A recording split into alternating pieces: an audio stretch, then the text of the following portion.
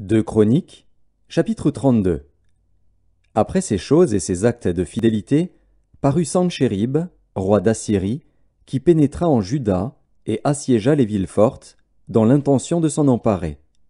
Ézéchias, voyant que Sanchérib était venu et qu'il se proposait d'attaquer Jérusalem, tint conseil avec ses chefs et ses hommes vaillants, afin de boucher les sources d'eau qui étaient hors de la ville.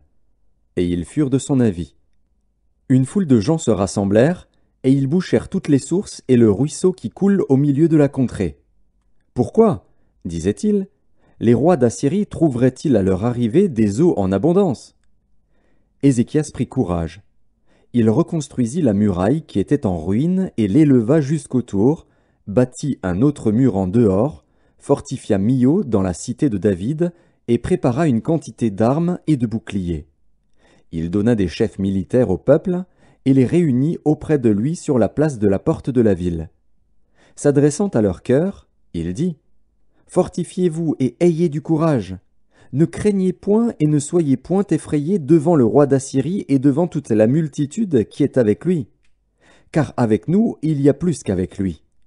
Avec lui est un bras de chair, et avec nous l'Éternel, notre Dieu, qui nous aidera et qui combattra pour nous. » Le peuple eut confiance dans les paroles d'Ézéchias, roi de Juda. Après cela, Sanchérib, roi d'Assyrie, envoya ses serviteurs à Jérusalem pendant qu'il était devant Lachis avec toutes ses forces. Il les envoya vers Ézéchias, roi de Juda, et vers tous ceux de Juda qui étaient à Jérusalem, pour leur dire : « Ainsi parle Sanchérib, roi d'Assyrie. Sur quoi repose votre confiance, pour que vous restiez à Jérusalem dans la détresse ? Ézéchias ne vous abuse-t-il pas pour vous livrer à la mort par la famine et par la soif, quand il dit : « L'Éternel, notre Dieu, nous sauvera de la main du roi d'Assyrie » ? N'est-ce pas lui, Ézéchias, qui a fait disparaître les hauts lieux et les autels de l'Éternel, et qui a donné cet ordre à Juda et à Jérusalem ? Vous vous prosternerez devant un seul autel, et vous y offrirez les parfums. Ne savez-vous pas ce que nous avons fait, moi et mes pères, à tous les peuples des autres pays? Les dieux des nations de ces pays ont-ils pu délivrer leur pays de ma main? Parmi tous les dieux de ces nations que mes pères ont exterminés, quel est celui qui a pu délivrer son peuple de ma main, pour que votre Dieu puisse vous délivrer de ma main? Qu'Ézéchias ne vous séduise donc point, et qu'il ne vous abuse point ainsi. Ne vous fiez pas à lui, car aucun Dieu d'aucune nation ni d'aucun royaume n'a pu délivrer son peuple de ma main et de la main de mes pères. Combien moins votre Dieu vous délivrera-t-il de ma main? Les serviteurs de Sanchérib parlèrent encore contre l'Éternel Dieu et contre Ézéchias, son serviteur. Et il envoya une lettre insultante pour l'Éternel, le Dieu d'Israël, en s'exprimant ainsi contre lui. De même que les dieux des nations des autres pays n'ont pu délivrer leur peuple de ma main, de même le Dieu d'Ézéchias ne délivrera pas son peuple de ma main. Les serviteurs de Sanchérib crièrent à haute voix en langue judaïque, afin de jeter l'effroi et l'épouvante parmi le peuple de Jérusalem qui était sur la muraille, et de pouvoir ainsi s'emparer de la ville. Ils parlèrent du Dieu de Jérusalem comme des dieux des peuples de la terre, ouvrage de main d'homme. Le roi Ézéchias et le prophète Ésaïe, fils d'Amoz, se mirent à prier à ce sujet, et ils crièrent au ciel. Alors l'Éternel envoya un ange, qui extermina dans le camp du roi d'Assyrie tous les vaillants hommes, les princes et les chefs. Et le roi confus retourna dans son pays. Il entra dans la maison de son Dieu, et là ceux qui étaient sortis de ses entrailles le firent tomber par l'épée. Ainsi l'Éternel sauva Ézéchias et les habitants de Jérusalem de la main de Sanchérib, roi d'Assyrie, et de la main de tous, et il les protégea contre ceux qui les entouraient.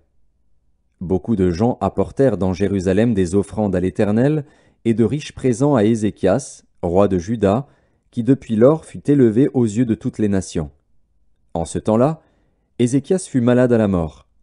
Il fit une prière à l'Éternel, et l'Éternel lui adressa la parole, et lui accorda un prodige. Mais Ézéchias ne répondit point aux bienfaits qu'il avait reçus, car son cœur s'éleva. Et la colère de l'Éternel fut sur lui, sur Juda et sur Jérusalem. Alors Ézéchias, du sein de son orgueil, s'humilia avec les habitants de Jérusalem, et la colère de l'Éternel ne vint pas sur eux pendant la vie d'Ézéchias. Ézéchias eut beaucoup de richesses et de gloire.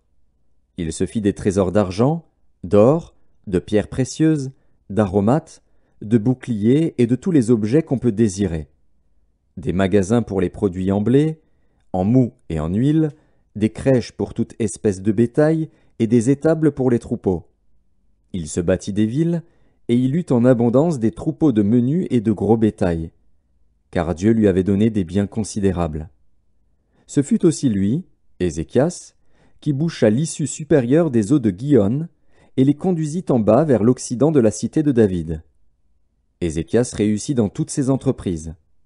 Cependant, lorsque les chefs de Babylone envoyèrent des messagers auprès de lui pour s'informer du prodige qui avait eu lieu dans le pays, Dieu l'abandonna pour l'éprouver, afin de connaître tout ce qui était dans son cœur.